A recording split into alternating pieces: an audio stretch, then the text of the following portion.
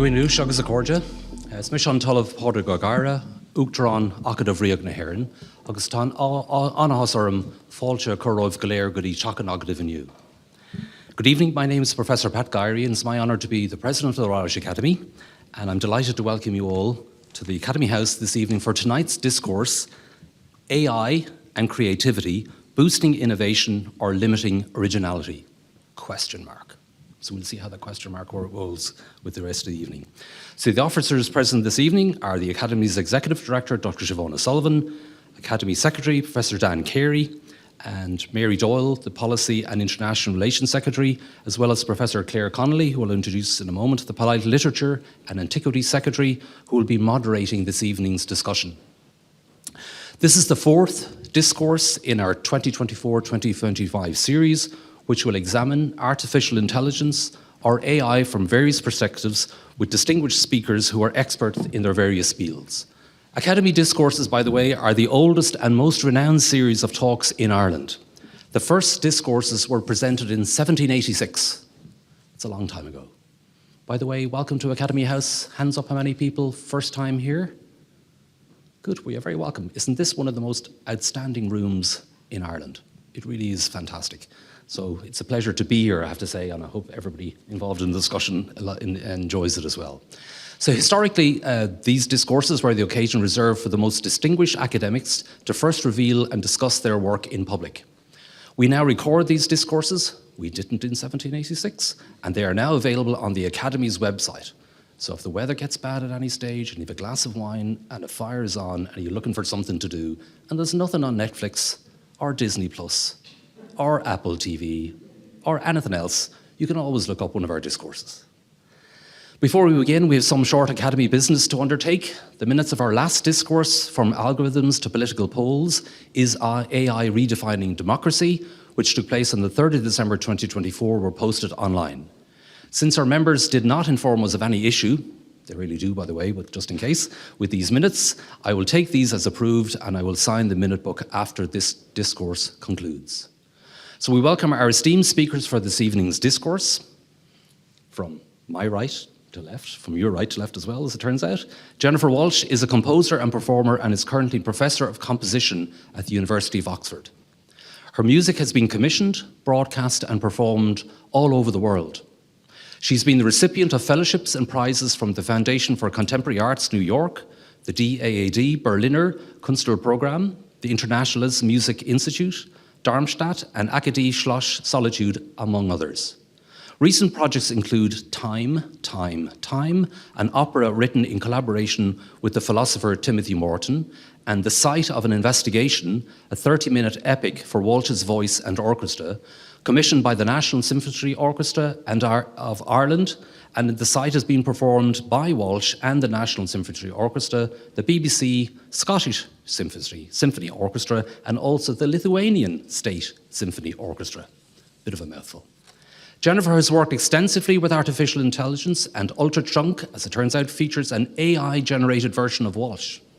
That must be interesting to look at. A late anthology of early music, Volume 1, Ancient to Renaissance, released in 2020, uses AI to rework canonical works from early Western music history. A late anthology was chosen as an album of the year in the Irish Times, The Wire, and The Quietus. Welcome, Jennifer.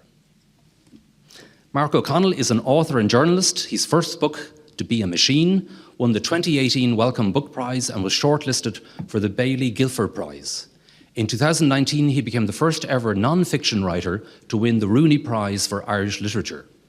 His second book, Notes from an Apocalypse, was longlisted for the Wainwright Prize. He's a contributor to the New York Review of Books, and his work has appeared in The New Yorker, and indeed A Thread of Violence, his book about murderer Malcolm MacArthur, was published in 2023. Mark has written for publications including The New Yorker, The New York Times Magazine, The New York Review of Books, The Guardian, and The Irish Times. Welcome, Mark. Next, Brian Rossney is Creative Director at Red Spider Studios, a production and game development studio. Specializing in post-production and digital visual effects, Brian has over 20 years' experience in the film and television industry, having worked with renowned clients such as Netflix, BBC, RTE, Hallmark, and Disney. some of whom were mentioned earlier. Brian wrote, produced and directed In the Valley of the Moon, which won Best Screenplay at the 2016 Melbourne Indie Film Festival for his production. Brian lectured at Dublin City University and is also the author of the 2022 publication, Re-Imaging Characters with Metahumans, Character Creator. The discussion will be moderated by, well, welcome, I should say, Mark, just to keep that going as we go across. And the discussion will be moderated by my colleague, Professor Claire Connolly, who, as I mentioned earlier, is the Polite Literature and Antiquities Secretary. By the way, the Polite Literature and Antiquities is a very old way of saying arts, humanities, and social sciences. And polite had nothing to do with politeness at all. It was more that it was another word for novel. So just to put that in context. So Claire is the secretary here for that PLNA at the Royal Irish Academy.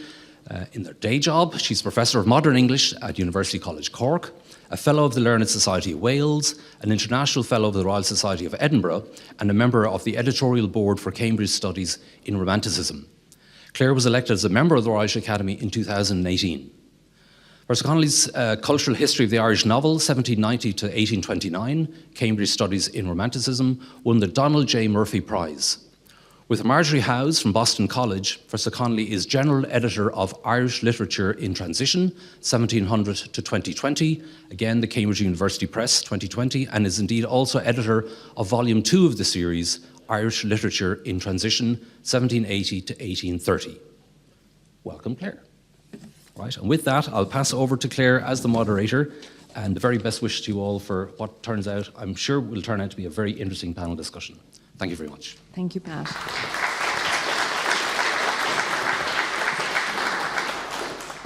Thank you very much, President, and welcome everyone tonight. As will have been clear from the stage setup, my particular expertise resides neither in my spatial sense nor in my ability to follow directions. But nonetheless, I hope I can help guide us through what I'm sure will be a stimulating conversation this evening. It's, Pat remarked on being here in this beautiful room and the age of the Academy and the length of time over which these discourses have happened.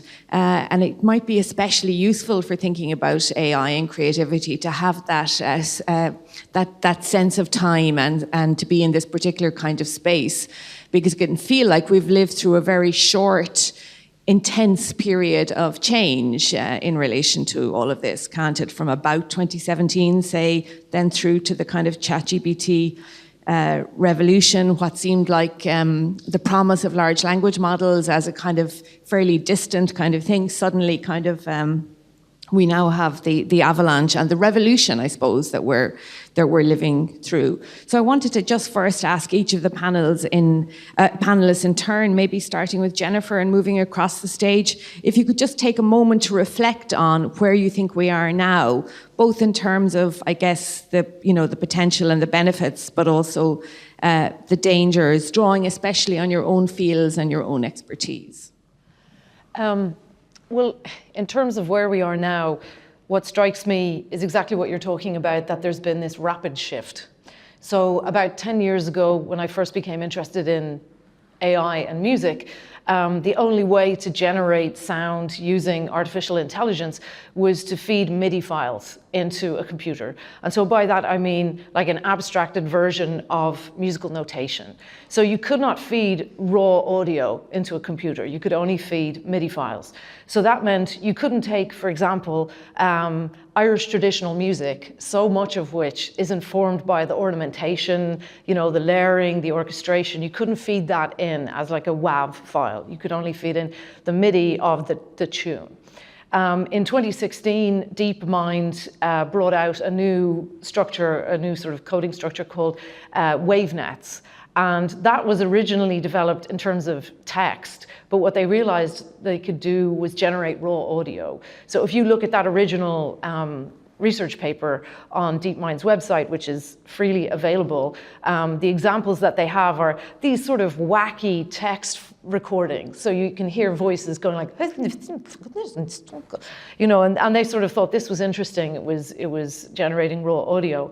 And that sort of leap forward was unimaginable even the year before, that all of a sudden we'd be able to generate raw video.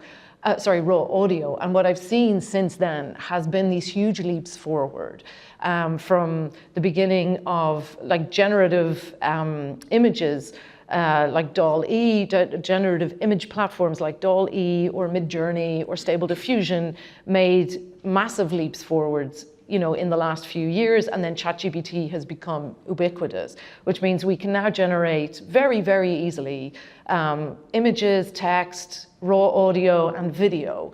And even 5 years ago, to think that all of those things would be very easily accessible online was not the case.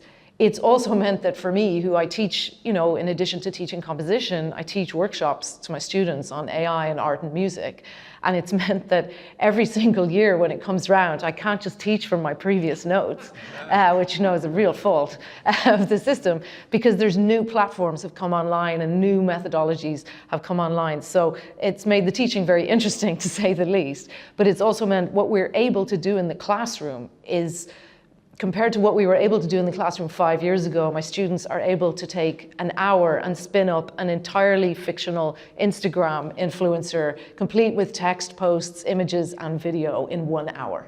That rapidly they can make something. So that's been really interesting for me, seeing these leaps forward. Yeah, I don't know that I have a sort of a big sort of state of the situation statement to make, but I think, yeah, I mean, I'm a bit, I guess I know already that and I've known for a while that I'm a bit more kind of pessimistic about this stuff than Jennifer is, although my thinking on AI has been influenced quite a bit by Jen, and I find her kind of fearlessness about it. Yeah, it sort of settles my nerves a little bit, but it just constitutionally, I think, you know, one thing that I feel about this technology at this time is that I think, you know, politically, culturally, there is this sense, and there has been a sense for a long time, that we are at a kind of an impasse. We can't move on politically. You know, we have these huge problems, climate change being kind of the big one. But also in our political systems, we can't seem to be able to think our way out of the problems that are caused by, you know, capitalism, overconsumption, all of these things.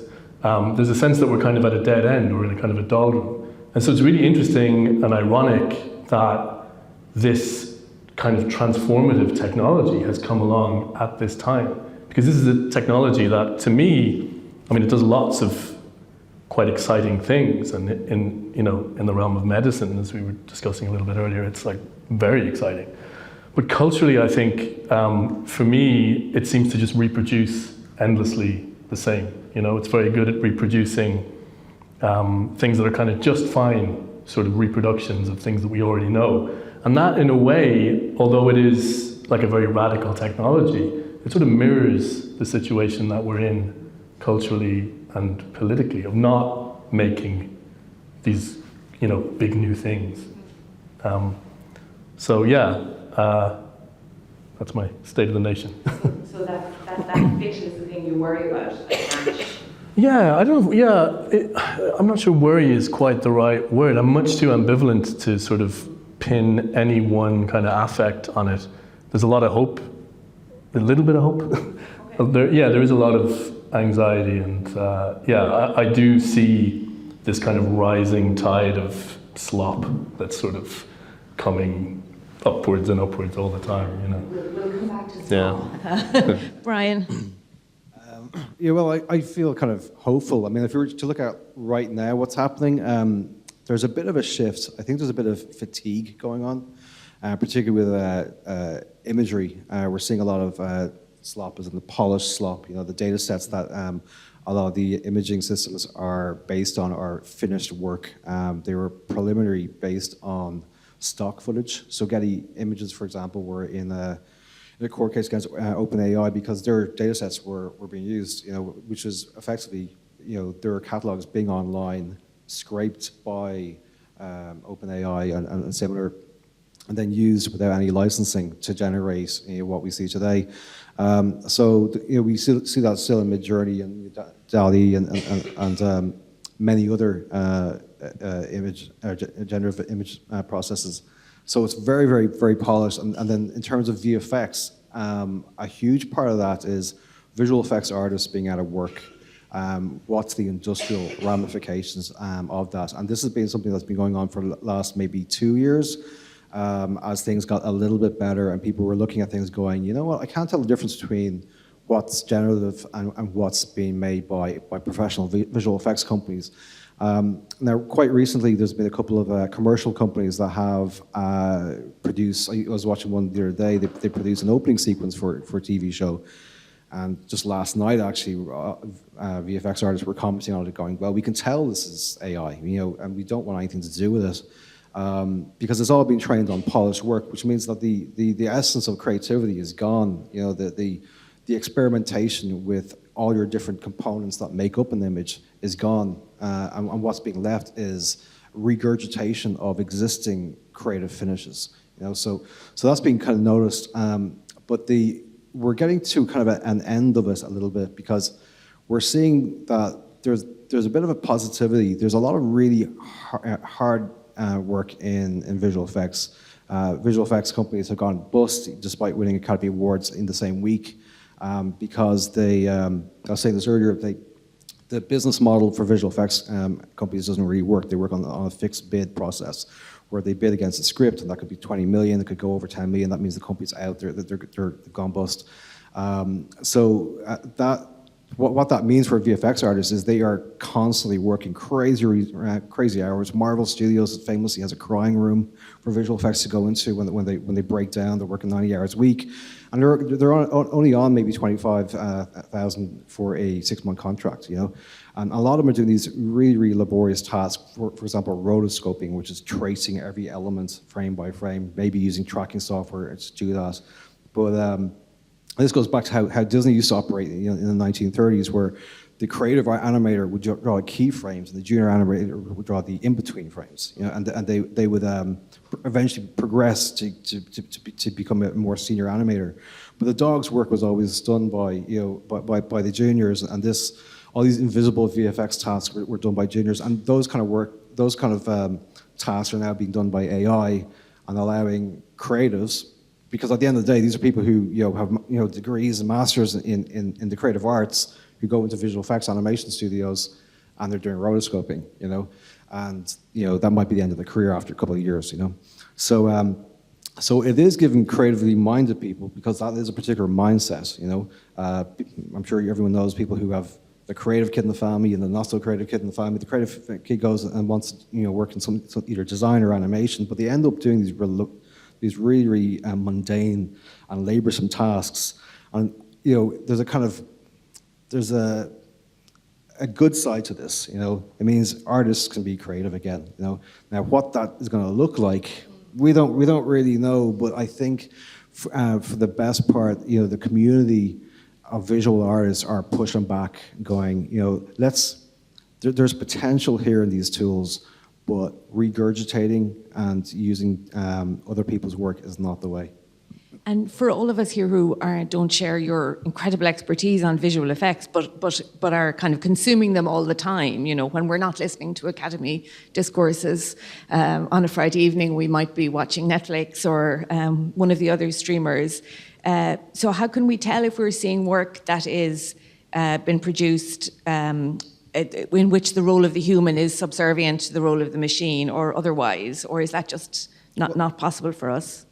That's actually a really old question. Like that goes back to like the dawn of computers. Where I think the first visual effect was digital visual effects was in Star Trek the movie, where there's a shot of the planet being or a comet going into a planet, and the whole thing was done in CGI.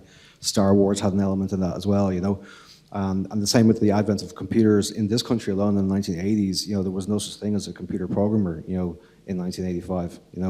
And then by the late 1990s, it was like the #1 job, and it was one of the biggest revenue generators for the country in terms of income tax. So that just goes to show, whenever there's a massive technology shift, there's always a massive concern that goes with it, and usually, it ends up paying off. very interesting. So a kind of disruption.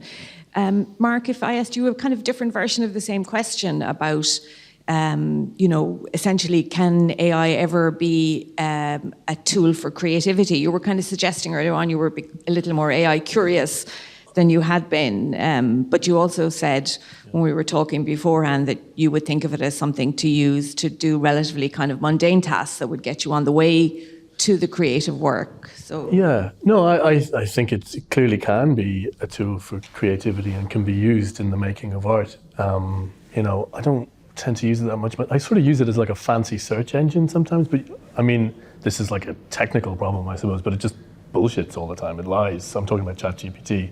That's presumably something that they will figure out, or maybe they don't want to. I don't know. But I don't find it personally all that useful, but I can absolutely see, and from, knowing Jennifer's work and the various ways in which she uses it, it can be extremely useful. And also like aesthetically interesting as well. There's a kind of quality of sort of the uncanny, I suppose, that comes from using AI. And I don't know, maybe you would be able to say more about this, but I feel like in that sense, like the better those tools get in a certain way, the less aesthetically interesting they can be. Yeah, it would be interesting to hear you to say more about that, Jennifer, especially thinking about how certain kinds of parameters or aesthetic measures can produce certain kinds of effects. Is that always going to be kind of dictated by the nature of the parameters, or can something, can I use the word original emerge? Well, I think what we have to remember is, like, we're talking about AI, and that's like talking about electricity. Like it's a really vague term for a technology, and we're actually really talking about machine learning, which is a subset of artificial intelligence. And I sort of feel like if the newspapers calmed down a bit, and instead of saying AI would take people's jobs, said this company will use machine learning to replace human workers, I think that would be better for all our understanding of how the technology functions. But I think particularly with the arts, what you have to think of every single time is that it's a platform created by a commercial company that you're using. And all of those platforms have different affordances and are trying to be monetized in different ways. So they allow you to do different things. They're all desperately hoping that you're going to subscribe as rapidly as possible. So most of these big platforms will provide initial signups, which you have to have a sign up, usually with your Google account or your Facebook account, so that they can track what you're doing across the services. They give you some initial free tokens so that you can generate some stuff to sort of get you hooked. And then from that point onwards, it's like Skinner's rats, on the unconditional reward schedule, hitting that lever over and over and over again, hoping they're going to get the image that they want, generating thousands of images for maybe one useful image. So I always think, like, if we're talking about AI and creativity, we have to get really granular and think, what platform, what's the payment structure, who are the founders of the platform, what do they say is the mission, of that platform, what it's about, to sort of really try to have a sense of how it functions. I definitely think, in terms of what Mark mentioned, I think most of the artists I know were interested in machine learning earlier simply because it was so bad that it was interesting, that you were getting these weird effects were happening and you were getting things that were unpredictable. And that was really interesting because that's really rich creatively, but that's always been rich creatively. If there's any experimental music fans, John Cage was tossing dice, back in the 60s and the 50s, trying to sort of jolt himself out of creative ruts. So I think a lot of artists were interested in it from that perspective, in that they were like, this gives me this new perspective, a different type of intelligence. Whereas the second that you sort of throw your lot in with a commercial platform, you're just subject to this sort of flattening of imagery into a really glossy aesthetic, that becomes, to me, less interesting creatively. Yeah, and if we pursue that idea, I've been thinking a bit about not just getting down and detailed with what we think AI is, what AI means, but also doing the same with creativity, and not just understanding creativity as a kind of a general quality or even a general good, kind of almost always good unless you put it in front of accounting, and a kind of a sense of it kind of being unchallenged as a social value, which maybe has taken shape a little bit in our culture now. And for something else, I've been reading the great Welsh left-wing critic Raymond Williams talking about this, and he says creative is one of the most complex words in the English language. And he points out that around the time when the Academy was founded, and there was such a thing as polite literature, and also, literature mostly meant something classical, kind of ideas poured into established norms, established vessels. And then along came the Romantics, and you have this brave new world of the creative imagination, valuing acts of creative originality and so on. So that has a relatively recent history, that whole idea, and it has become accreted now with different kinds of values. So I suppose I want to ask you all what you think your understanding of creativity is right now, and how it is, where it's standing in relation to AI. Is it, and I suppose just to say one more thing as well, do we think of creativity as kind of some sort of ultimate challenge to AI? Is that why Sam Altman had to do the short story, just to prove the machine can make a story? Or do we think of it instead as a sort of threshold that has to be crossed or something like that? Sweet. Okay. I was thinking about this the other night, actually. My 8-year-old daughter, she's very creative. She'll do drawings at breakfast time every morning, without fail, and it made me think, remind me of myself when I was that age. There's the process, which we don't talk about much in creativity. We always look at the end result, and the same with AI. It's always about the end results, even though we know it's a bit of a slot machine. But it's the process that make creative people creative. It's the love of the process, and we see that in traditional painting. We see that in early photography, when there's so much labor put into a piece of work.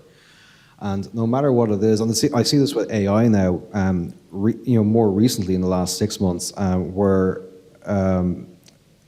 people love the process, and I've seen this with audio as well, with synthesizers, and coming up with this, keep on pushing it till they get the sound that they can hear in their ear. And replicate that no matter what the means is.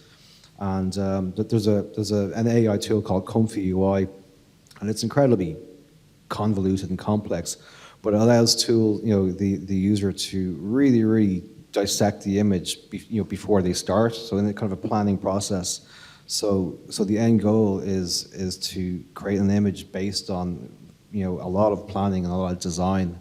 So we're seeing kind of more and more AI tools that are implementing the design process, giving the artist more control, And if you want to kind of look at it in more simpler terms, if you find somebody spending a huge amount of time, laboring over something, anything, regardless of what the end effect is or the end result is, that's creativity. That's I've got an agenda, I'm figuring it out, I'm playing with it, and I'm going to keep at it.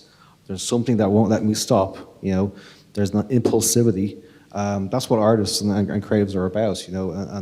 So I think AI is just going to fall into just another tool set to allow that. Yeah, I think that's. I don't really disagree with that. I think it probably will become, as you say, will settle into a sort of a tool hood. I don't really know. I don't really know what my definition of creativity is, other than sort of creating problems for myself and failing to solve them. It's not. I guess it is about the process. Yeah, it's called. Yeah, that's. I'm also very aware that writers of all kinds of artists and creative people have a particular relationship with their work that is not always as sunny, shall we say, as musicians or visual artists necessarily. We always just encounter it as this problem, and maybe not as sharey either. How do you mean sharey? Collaborative. Yeah, I think that's probably true as well. Yeah, you just go into a room and beat yourself up for 6 hours straight.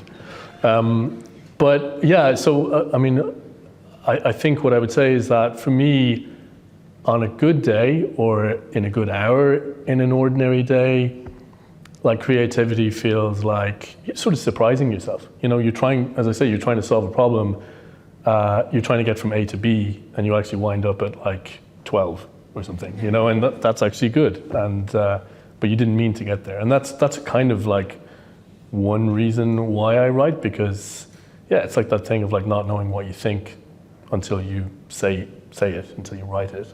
I don't know where AI would come into that. I'm not. It sounds kind of like a version of the thesis that, you know, machines decide and humans choose, you know, that idea.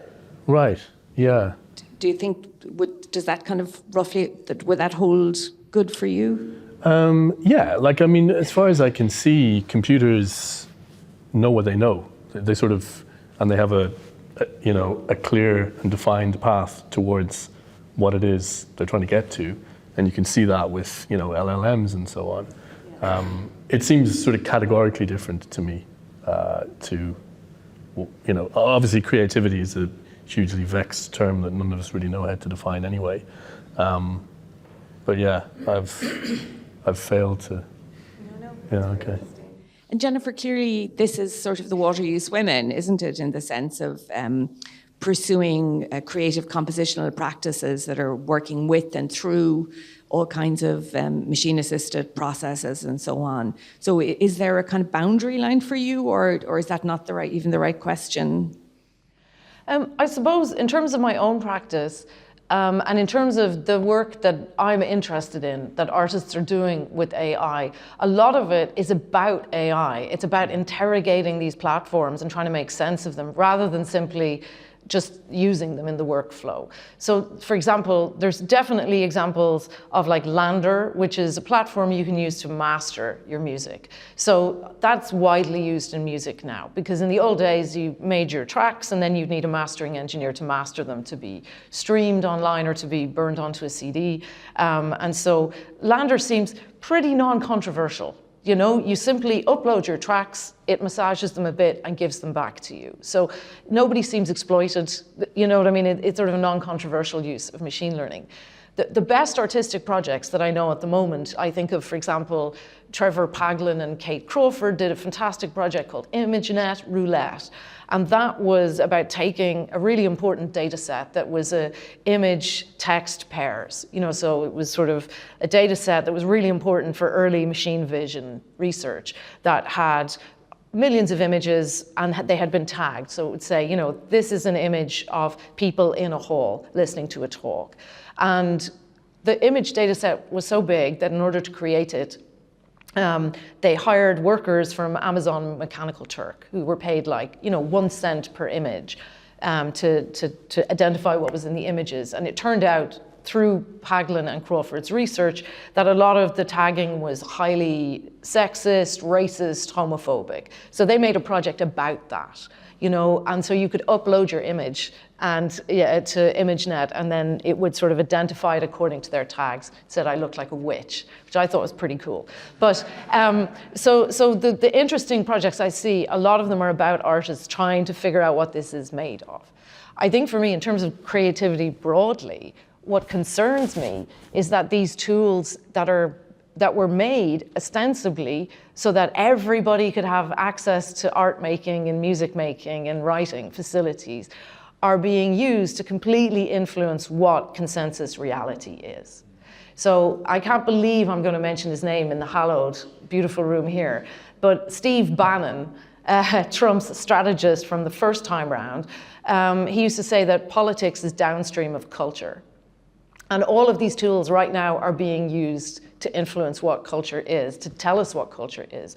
So I see these tools much more used to create, for example, meme videos of Trump and Musk in Gaza.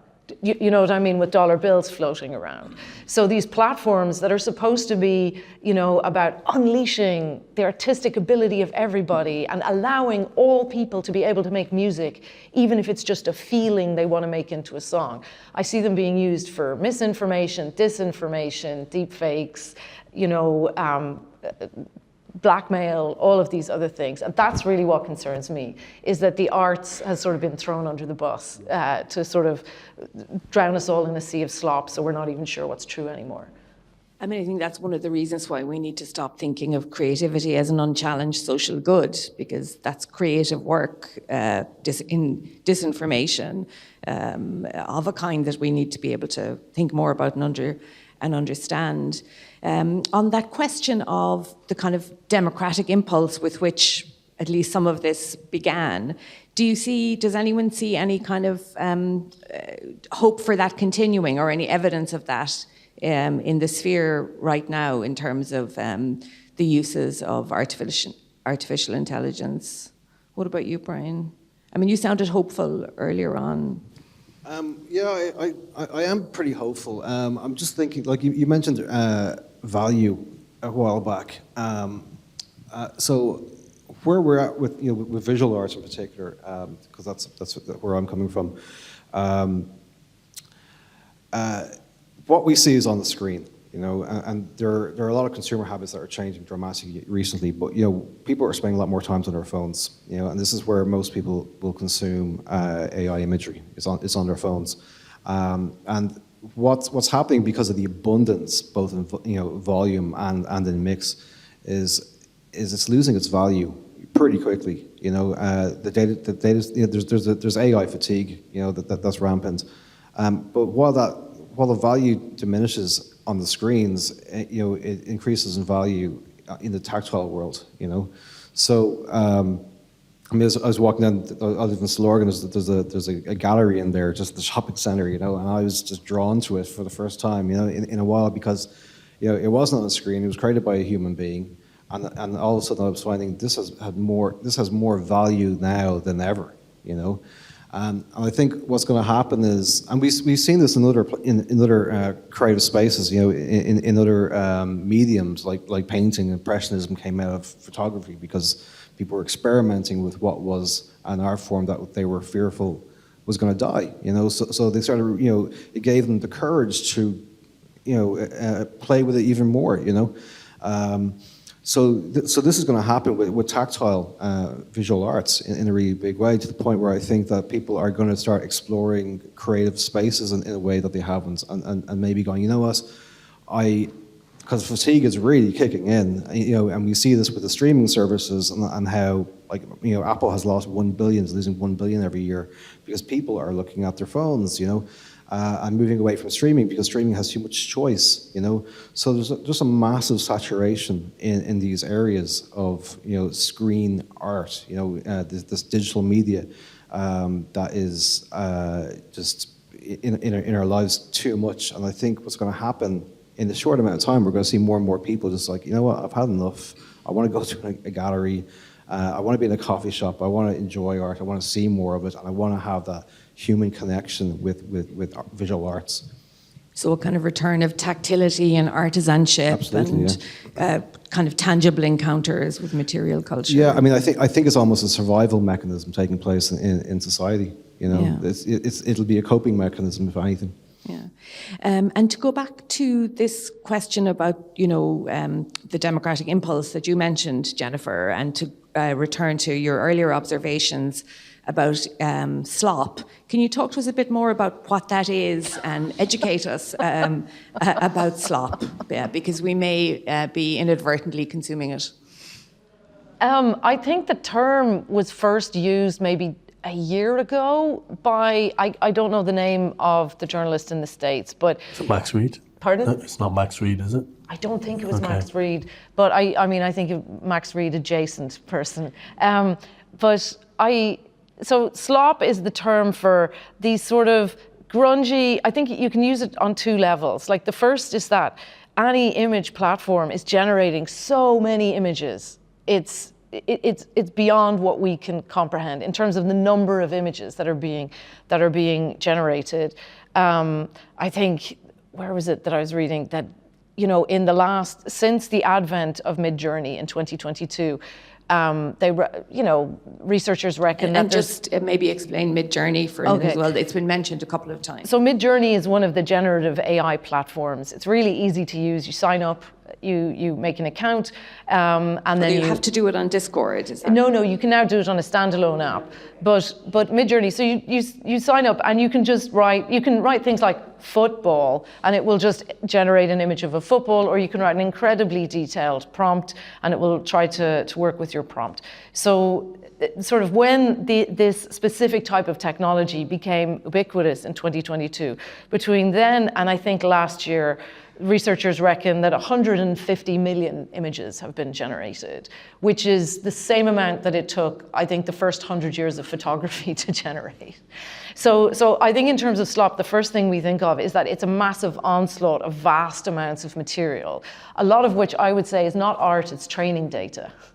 Because every time you put an input into ChatGPT, if you think to yourself, I'm providing free training for OpenAI right now, and I'm probably paying to provide them with free training, because the data and the interaction that you do with ChatGPT is worth more to them than the output that you get. You're telling them this response works better. Response 2 is better than response 1, and they go, great. Yeah, you're totally the product. So there's vast amounts of imagery are being created, and then I think slop is also to do with the fact that AI gets things very wrong. It gives you 7 fingers, instead of 5, or an extra arm, or double sets of eyes. Often there's weird artifacts in the images as well, so it looks sloppy and it feels sloppy. And then the third thing I suppose I would say is that the content of these images is just brain rot garbage a lot of the time, like weird anthropomorphic cats that are pregnant, hamsters inside fake Christian Louboutin shoes, weird renderings of Dobby from Harry Potter, but he's torturing J.K. Rowling, like real garbagey stuff. So it's just this. That's just the stuff you're making as well. That's just the stuff I make privately. No. And then there's the political slop, and particularly, like, I would say that the right, particularly in the States, have really jumped on AI-generated imagery. You know what I mean? As a way, and maybe Mark I know you're on top of this, like, that Mark can speak about that. Well, what you just said, I think that's really interesting, and it maybe kind of links to what I was saying at the beginning about the sort of sense of, like, we've got nowhere to go, we're trapped in this sort of political kind of dead end, and yet this technology, this supposedly transformative technology, has come along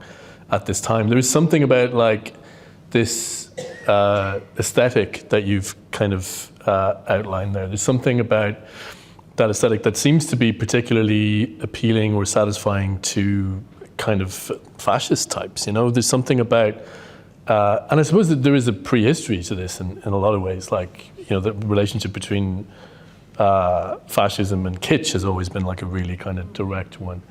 There's something particularly interesting about that.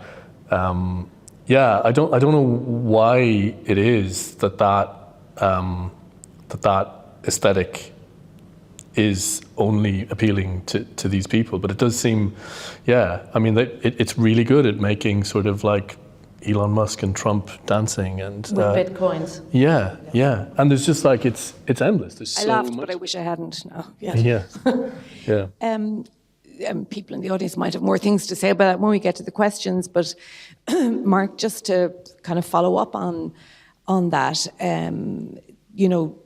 Jennifer had a great piece in the Irish Times on Saturday responding to the AI-generated short story that was published, which received a very kind of hypey response in The Guardian when the esteemed novelist Jeanette Winterson kind of praised it to the skies, which seemed a very surprising reaction to the story. So Jennifer thought about this in the piece in the Irish Times. Some of you might have read it.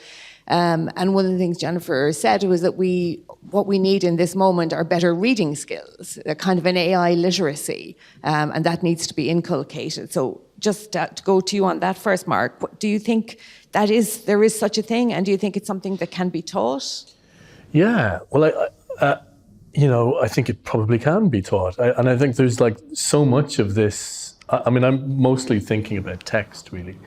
But there is so much of this text now entering the world. I always connected in my mind to like the sort of startling and depressing fact that most of the, fossil fuel consumption in our history has happened since like 2000 or something like that. It's like this like continual reproduction and production of just more and more. Like we're just drowning in this stuff.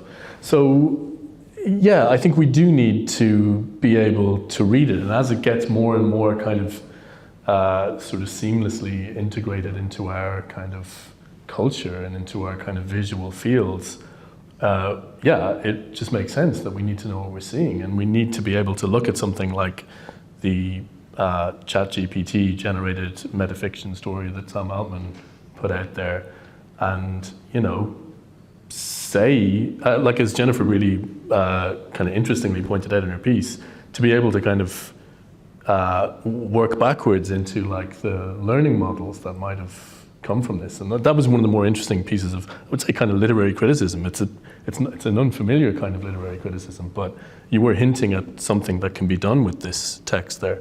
My students can do it. Anybody can do it. I think it's something that's easily taught. Yeah. And what about you, Brian, in terms of, is there a kind of education for a better visual understanding of where we are in the world right now with AI? Well, sorry, I'm just thinking still about the kind of text, but on the visual side of things, it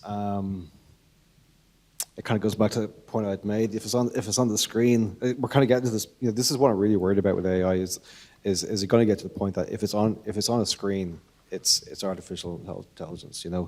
Is it going to get that bad? And if it does get that bad, where there's such a saturation of content that is either in part AI or 100% trained on AI, that there's going to be a big shift. That people might just go, I'm done. Which is great in a way, because then people are going to experience real art. And there might be a bit of a reset. A bit of a revolution. But on the flip side, if that doesn't happen, then there is this kind of danger where, particularly with news, I worked in news as well, and we would use stock footage to tell a story, and we'd spend a lot of time making sure we'd have maybe 6 set of eyes on any given image before it went out to make sure that there isn't any potential for even the subconscious message, in that stock image. And AI is probably already being used in news stories, editorial, when they can't get the exact image. And that happens quite a lot, by the way, with stock images and broadcast news, that an image will go of a plane crash in Ethiopia, and it was the wrong year. That happens. But we're going to see images go out that are AI generated, where they've gone up to a reputable stock library like Getty, and then recirculated by mainstream media. But right now there's a bit of a disparity between what was a reliable mainstream media to if you look at the last presidential run with say Joe Rogan, for example. A lot of people shifted towards the social media as a mainstream source of information versus the traditional source of, so there's already been a shift there, and if anybody were to Google Joe Rogan, 9 times out of 10, or maybe 5 times out of 10, it's enough. You might, there's no guarantee that you're actually watching an authentic Joe Rogan interview. It could be completely AI, we can't tell, So we don't have the regulation in social media channels or non-traditional channels, and even we do have a regulation in traditional media platforms, but it's not enough, And it doesn't look like we're getting a lot more regulation.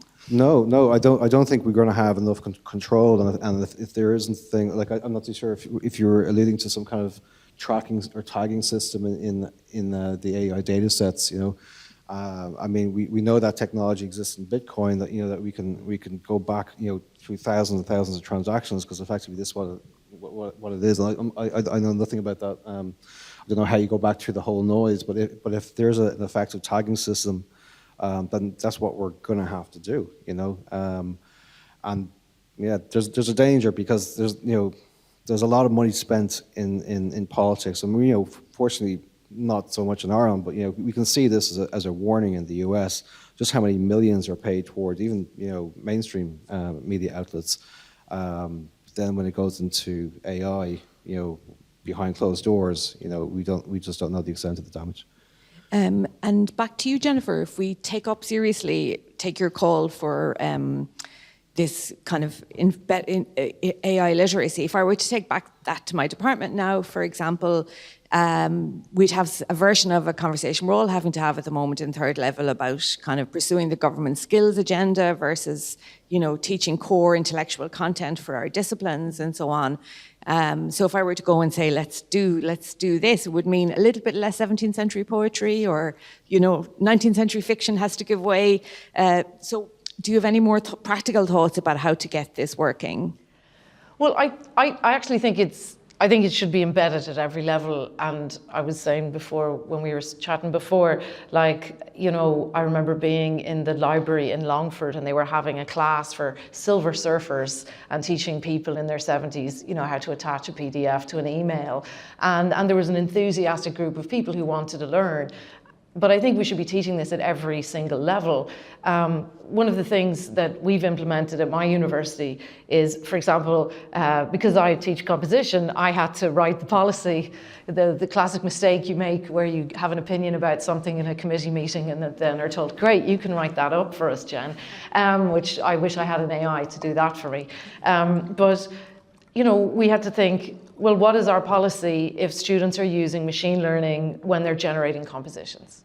And so the policy basically became, show us your work, explain why you're doing this, talk about why it's interesting. So I actually think the arts are really central to the idea of what that literacy is. When I talk about, Trevor Paglen and Kate Crawford, they're really trying to think these things through and sort of educate the public about them through these artworks. I mentioned Alan Butler and Annex's work at the Venice Biennale in, I think it was 2022 or 2021, I can't remember, it's all a blur, early COVID. But they were doing things like sending drone cameras up over the Amazon data centers and taking heat signatures of, how I won't talk about the legality of that. But, they were interested in trying to figure out how much of the Irish electricity grid is going to these data centers. So I definitely see artists jumping in, both excited and horrified. So they're sort of living like Schrodinger's cat in the AI box, but trying to figure it out and see what it's made of, because I don't think it's an easy yes or no. I wrote an essay called 13 Ways of Looking at AI, Art and Music. And I tried to sort of pick these 13 different lenses to think about AI through, rather than saying it's good or it's bad. And one of those lenses is boobs. And the reason it's boobs is because on the one hand, you have teams of researchers in medical settings developing machine learning models to detect early onset cancer from mammograms. And they're having great success with this. And you have different health systems in different countries starting to implement those.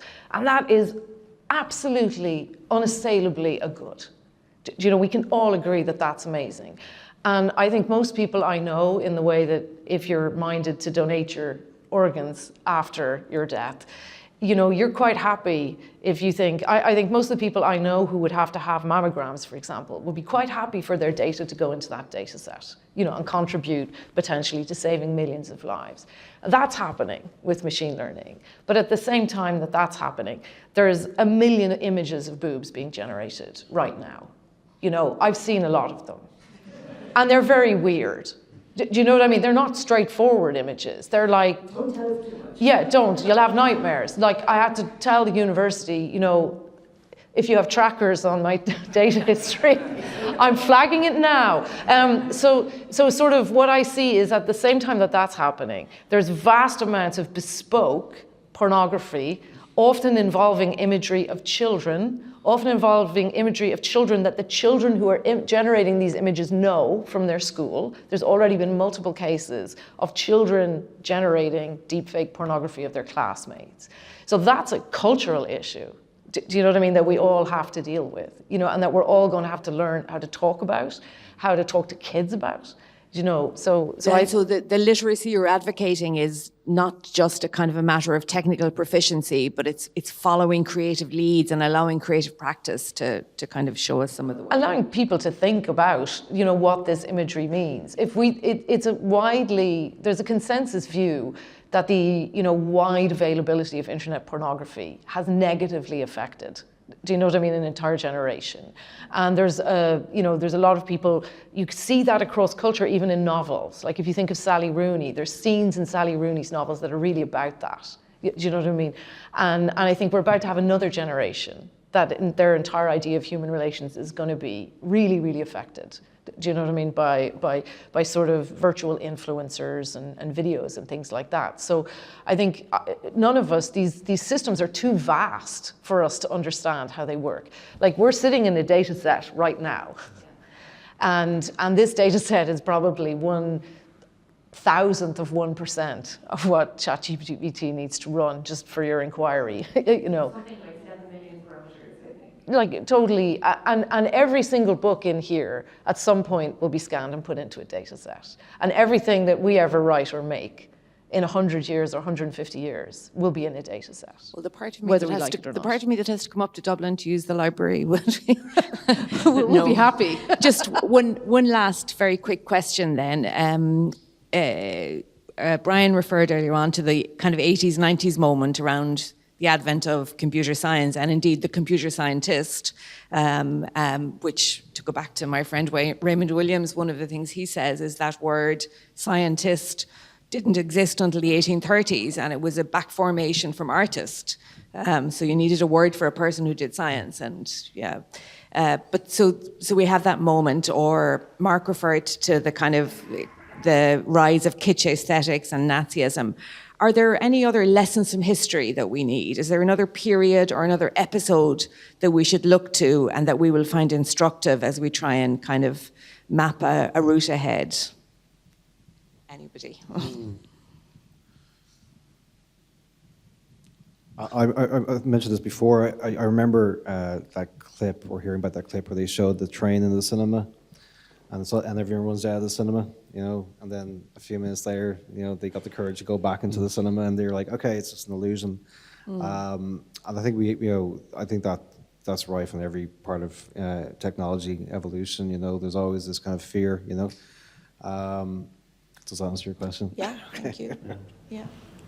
I mean, I don't know if I can point to any particular episode in history, but just, I mean, what we've been talking about, and, you know, you talking about the pornography thing and all of that, you know, you just more and more these days see people who are on the kind of far edge of like embracing this technology and wanting this technology.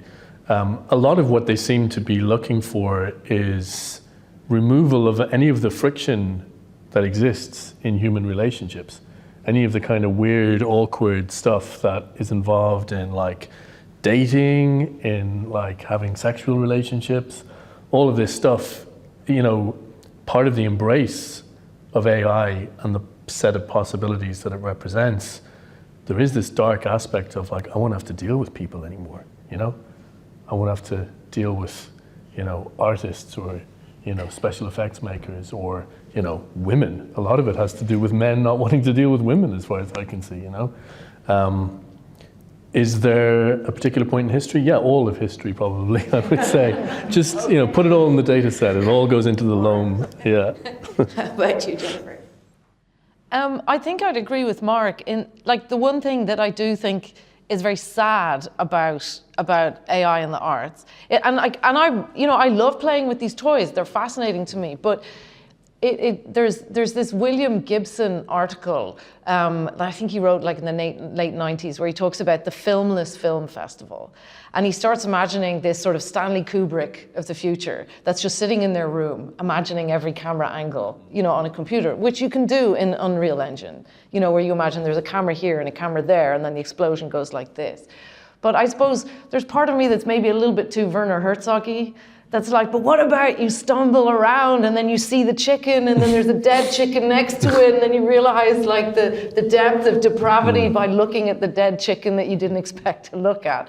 So I sort of think that you know, there is something, I love working with other musicians. I love what happens when you're in the room with other people. And I see AI generated music as being about, it just happens inside the computer.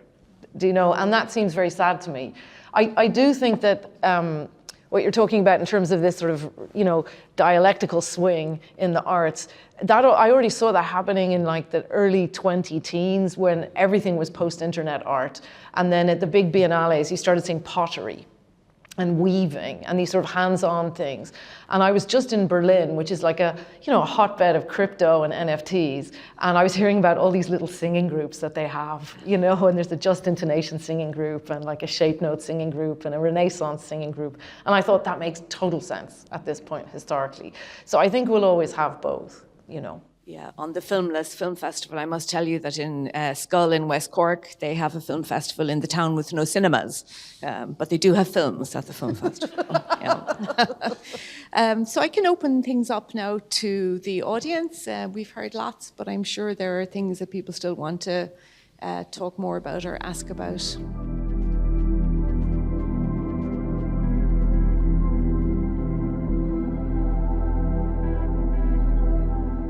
I mean, I think what's much more interesting, like, how can I put it? Like, I don't know if there's any Jay Dilla fans in the audience, but he did all these like really wonky beats, you know, and it's almost impossible for a human to do them.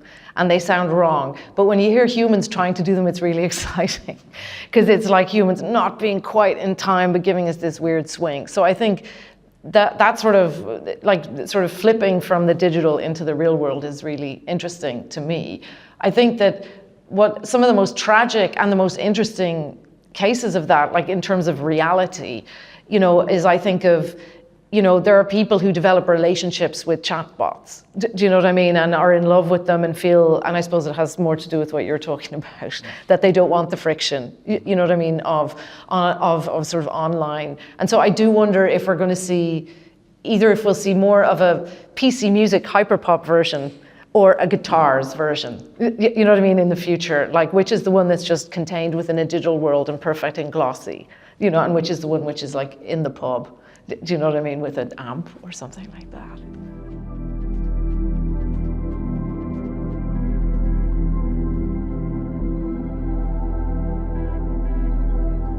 Yeah, I mean, I think that's a kind of a volume question, you know, like if you look at the first year of the internet or something, there was like 1 million images, and then by 3 years, there was like 1 billion, and then it's just an exponential increase, you know.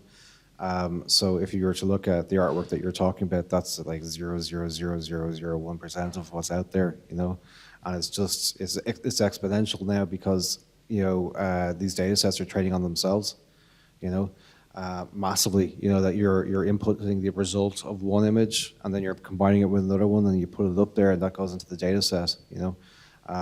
So it's definitely exponential. So that number that you're talking about is getting smaller really, really quickly. I mean, this is going to sound a bit absurd, but I sort of have a weird sort of nostalgia for like an earlier era of AI art. I don't know if anyone remembers. Remember the first images that came? Was it Google made these images? They were like dogs. Yeah, and the eyes, Deep Dream. Deep Dream. Yeah. And like they were so uncanny. That was like nothing any human artist had produced. Yep. No one had seen anything like this. I certainly hadn't. Yeah. It was like completely alien. It was like an artwork made by an alien. And that was like this brief moment where this was exciting, you know? And then it got better. Yeah, it was like, yeah, this is something really strange and like inhuman. And now it's just got kitschy, you know? Yeah, so I want to go back to like 5 years ago, AI. That's what yeah.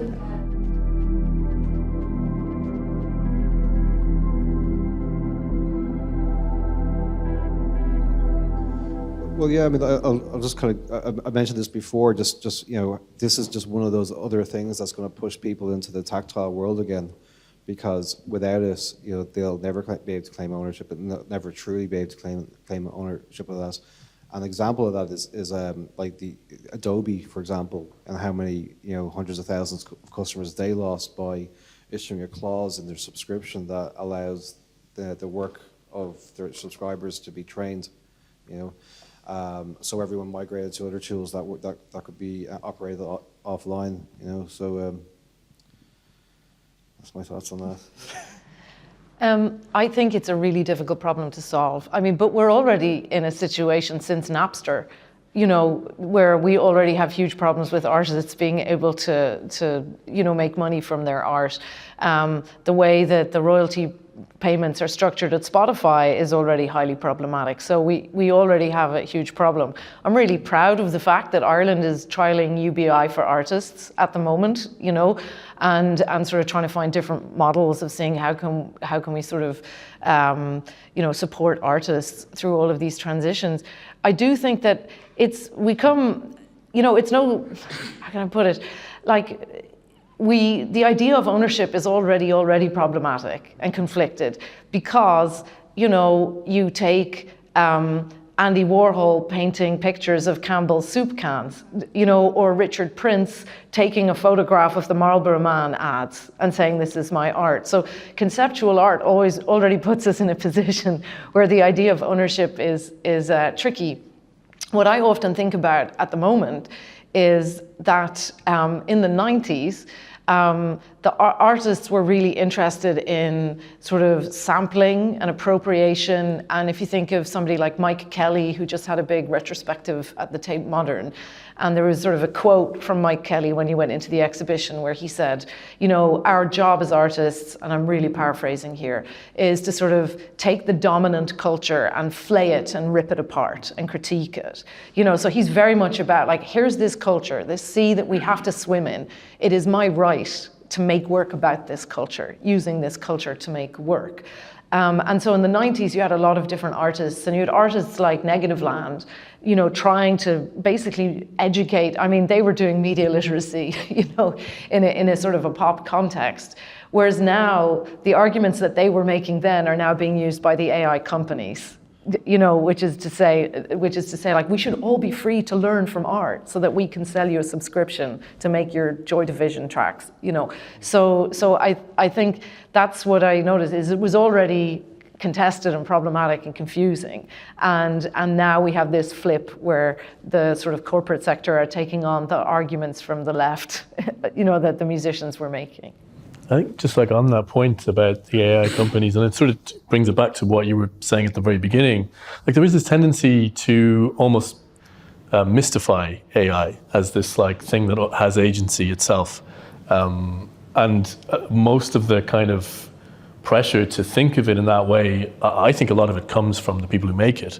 It comes from the Sam Altmans of the world. This idea that like this new form of intelligence has entered the chat, and we just have to let it do its thing. And, you know, things like copyright and so on, they might not, you know, legally might be kind of outmoded or whatever. These are companies making these arguments. Yep, this is not some inherent property of, you know, artificial intelligence. This is, you know, capitalism, and not just, also you can kind of mystify capitalism as well in the same way. These are actual companies with shareholders and, you know, kind of, what's the word, you know, business philosophies and so on. So yeah, I think it's just really important in terms of, I don't know if literacy is the term, but just to be aware of, like, there's always a mechanical Turk inside the machine, you know. I agree completely, and I think that should be part of any literacy to do with AI. And you were saying 1985 programmer, you were saying like what's happened in the last 6 months is greater than happened before. It happened, as I'm sure you know, because venture capital companies, mostly based in Silicon Valley, made the decision to invest in anybody's idea at vast, unimaginable levels. They chose to put that money into AI, not into healthcare, not into a vast array of other problems they could have put it into. So I think if we're talking about literacy, it's a complex literacy because, and I suppose Raymond Williams would be very happy with that. We're reading capital as well as exactly. Is that we can't say AI without talking about the companies, the venture capitalists that fund those companies, the founders who are really just hoping to like be able to make an exit and sell their company at vast, you know, after they've disrupted music forever.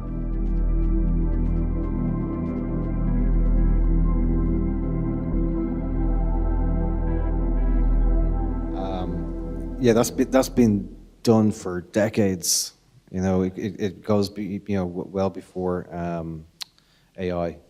So there are artists called beauty artists, you know, and their sole job is they go to work as VFX artists. They sign an NDA and they can't say what they've been doing, you know.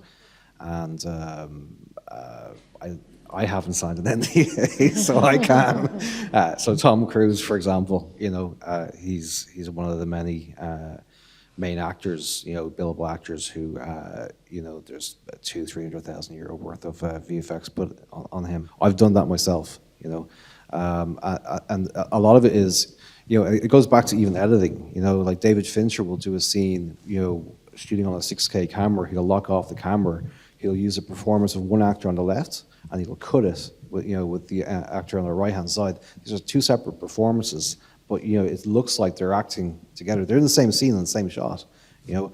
But so the same principle, you know, even though we're looking at one actor versus the next, has been applied in just the editorial process.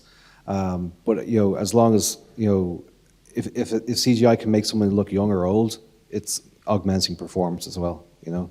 And that could be like I've done it myself, where there was a performance where somebody just raised their eyebrow and it's just everything else was perfect, so I just pasted the position of the eyebrow from a previous frame, and then fix it, you know, and that's done a lot.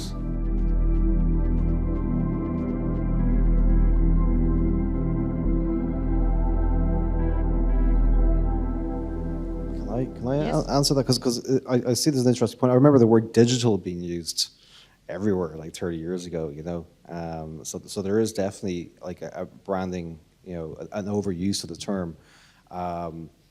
And I'm surprised as well where there's, you know, AI and CGI have become synonymous, which is a real kind of, you know, it shows how much of a misunderstanding there really is, you know, where AI really is a slot machine, you know, and where CGI is, you know, can be really, really laborsome and precise.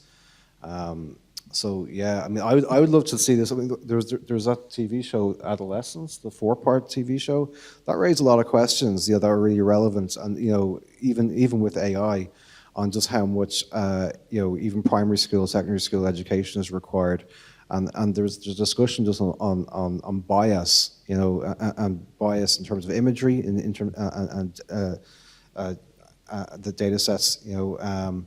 But also, you know, how news platforms are using bias, and how people should be trained, in, you know, as young as, you know, 10, 12, on how to understand, you know, when a newscaster is politically swayed and when they're not, you know, regardless of what, you know, what side they're on, you know. I'm a big advocate of cognitive behavioral therapy, you know, to particularly for primary school kids, you know, to understand what, you know, cognitive bias is, you know, and I'd like to see. I think that really would help to kind of, you know, that literacy for AI imagery and audio as well. Anything you want to add on that question of naming or? I suppose I think that when you're talking about anti-pattern, I think a lot of the artists I know, that's why they were originally interested in AI, you know, because it sort of was broken and janky and had a weirdness to it. And now that it's too glossy, it becomes less interesting. So in the same way that I can imagine probably 6 months from now, some kids who were not born when Deep Dream came out will decide that that's the new aesthetic or the new filter. You know what I mean? We'll cycle through different phases. I certainly do think if you look, and again, this is this sort of approach of trying to not just look at the products, but to look at the entire ecosystem that produced the artistic outputs. There's a lot of different like Reddit discussion groups for all of these different platforms. And it's really interesting to just go and read what people are saying, because sometimes like people are close to tears and they're like, they introduced an update and it's ruined the drum sound, you know, and can we go back to version 3? And they're nostalgic for something that happened 3 months ago. You know what I mean? And like really upset that it like just doesn't sound as good anymore. So I think you see this again and again, like different waves of development. And I'm sure we'll look back on the glossiness of Midjourney now and be able to refer to it anywhere from 2 months to a year from now. These questions of pastness and nostalgia seem like a good point on which to end a conversation, which can often seem to kind of propel us terrifyingly forward into the future. So, but before I conclude and thank our panelists this evening, I just want to mention that Brian has a book about CGI character generation and is working on AI, that Jennifer's 13 ways of looking at AI, art and music is published by Unbound and can be purchased, and that we're in the very privileged position of being able to read Mark O'Connell in the Irish Times every Saturday, sometimes on the question of AI. So with that, thank you all, and thanks to the audience for joining us. Thank you.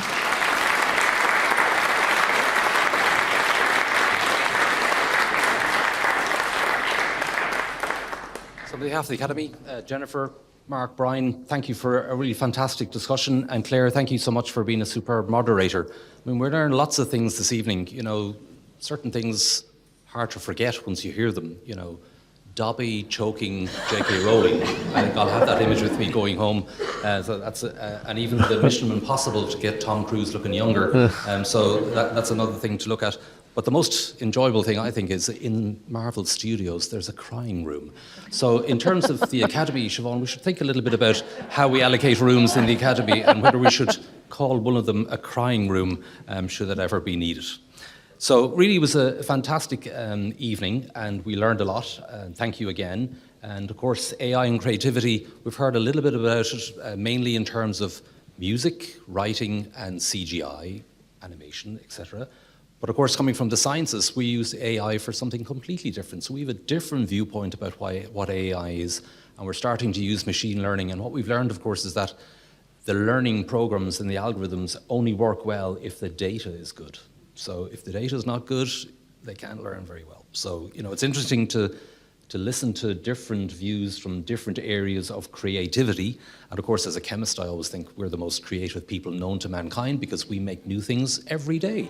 PhD students in my lab probably today have already made new compounds that have never been made before. So there's creativity for you. Anyway, I'll get off my hobby horse, and I will just say that this was now the fourth Academy discourse in our AI theme series. And the next one, sign up now. Responsible AI, is it Mission Impossible? So Mission Impossible turning up again, question mark. Will take place on Thursday, the 24th of April at 6 p.m. And details will be available soon on the Academy website, www.ria.ie, as soon as they're available. For any members of the Academy, if you haven't already done so, please sign the attendance book. I didn't sign it myself, so please do that in the hall on the way out. Thank you all again for attending the discourse. And one of the great things about the discourse is to have fantastic people here presenting on the panel. But to get such great involvement from the audience really is a reflection of how good the discourse has been. So thank you again, audience, for attending, but also participating. It's been a really fantastic evening. So please do now join us for refreshments in the meeting rooms next door, and enjoy the rest of the evening. Thank you very much. Lord,